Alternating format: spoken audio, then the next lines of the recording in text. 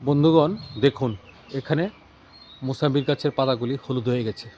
এখন ডিসেম্বর মাসের শেষ সপ্তাহে চলে আসছি আমরা, আজকে 20 তারিখ। যদি এরকম আপনার গাছেও পাতা শুকিয়ে লাল হয়ে যায়, তাহলে আপনি নিশ্চিন্ত থাকুন, আপনার গাছে ফল আসার সময় হয়ে গেছে। জানুয়ারি মাসের মধ্যে গাছে প্রচুর ফল এসে যাবে। দেখুন, এই গাছটিতে প্রচুর পরিমাণে পাতা হলুদ হয়ে গেছে। এটা ডরমেন্সি পিরিয়ডের একটা লক্ষণ।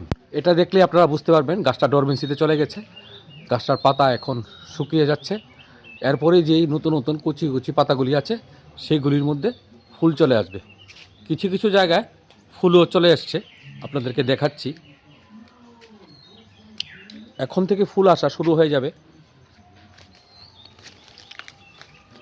দেখুন, এখানে এই কচি ডালগুলিতে ফুল চলে আসছে। এই হলো ডরমেন্সি পিরিয়ডের লাভ। গাছকে ডরমেন্সি পিরিয়ডে অবশ্যই আসতে হবে।